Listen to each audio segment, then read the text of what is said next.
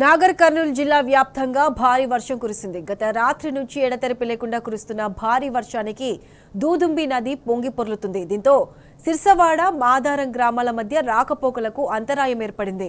రాకపోకలు బంద్ కావడంతో ప్రయాణికులు, ప్రజలు ఇబ్బందులు పడుతున్నారు. దూదుంబి నదిపై బ్రిడ్జి త్వరగా నిర్మించాలంటూ గ్రామస్తులు ప్రభుత్వాన్ని డిమాండ్ చేశారు.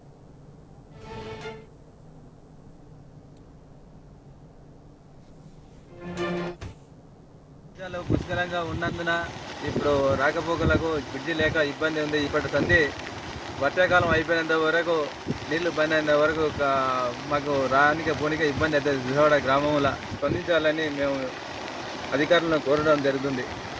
ఇప్పటికి ఒక మంచి వ్యక్తి చనిపోయాడు. కొన్నిసారి వాగుల పడి చాలా ఇబ్బందులు అవుతున్నాయి. రాకపోకలకు చాలా వేసినట్టు రైతులు రాకపోకలకు చాలా ఇబ్బందిగా ఉన్నారు.